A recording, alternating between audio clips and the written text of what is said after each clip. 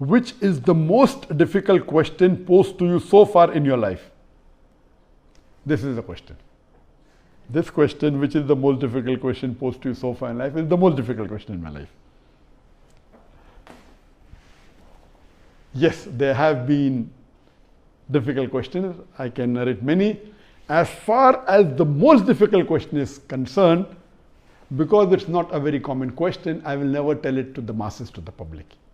Because such questions are so difficult, so attacking, and if it's not common, why should I make it public? Alhamdulillah, I have the answer, and Allah helped me. It's through Allah's help I got the answer. This I only discuss with the scholars and the fuqahas. And I asked them, what is the answer? And I've asked this to maybe 50 or 100 people who are scholars and people of knowledge. And unfortunately, the most difficult questions have not been answered because of the intricity, not because of the knowledge based, it is the intricity of the question.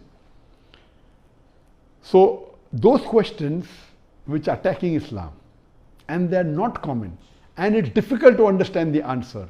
As a policy, even if you ask, I'll never tell you. That's only to be discussed with people of knowledge and the scholars. Yes, there have been many questions which are tricky. Many questions which may require logical answer, nothing to do with Islamic knowledge. And there are many. I'll just give one example to you. I don't say it's the most difficult, but it was a tricky question. And I remember, I think it was in the year 2014 or somewhere close to that in Dubai. After my lecture in Dubai, there were about 15,000-20,000 people in the audience. There's a lady who's a non-Muslim who asked me a question. And she said, Dr. Zakir, you often give the example of why a Muslim lady should do hijab, and you ask the question that if two twin sisters who are equally beautiful, one of them is wearing the Islamic hijab, complete body covered, except the face and the hands up to the wrist, and the other twin sister, she is wearing the Western clothes with mini skirts and a low neck, and if both of them are walking down the streets of Dubai, and if there is a hooligan, if there is a ruffian who's waiting to tease a girl, which girl will he tease? And you ask this question. And yes, I have given this example and I've asked this question since the early 90s when I gave the talk of women's rights in Islam the first time in 1993. Since this time I'm asking a question.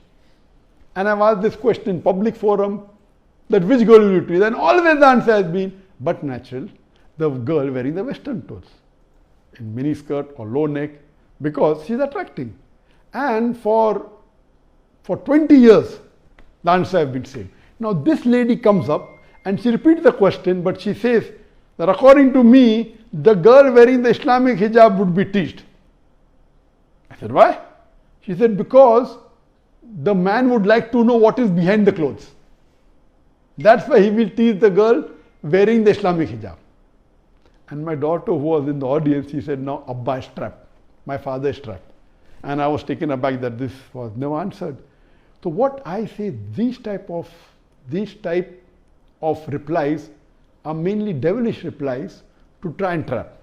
But alhamdulillah, in such situation, Allah is the one who always helps. I got up and I said, okay, sister has asked a very good question, and I continued the question.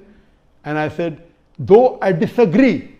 So this was a question asked, now hear my answer. I said, I disagree with your answer. It's an illogical answer. But if you agree that your answer is correct, then why are you wearing clothes? If you don't want people to be clothes, you should take off your clothes. And believe me, that woman was so embarrassed, and that was a very good slap to her reply, to her question, which was a devilish question. She went back and she sat quietly. So these types of questions by non-Muslims who come to attack you, it has got nothing to do with Islam. My answer was logical. But what I told, okay, I disagree with your answer, but if you agree with your answer, why are you wearing clothes? And she was wearing clothes. I said, why are you wearing clothes? And so these type of questions, the answer should be with hikmah. Udu ila sabili rabbika bil hikmah wal mu'azat al hasna wajad millati ahsan. Invite all to the way of thy Lord with wisdom and beautiful preaching, and argue with them in the ways that are best and most gracious. So such type of questions are many. Inshallah, if you see my videos and see my question answer session, you will find many of such questions.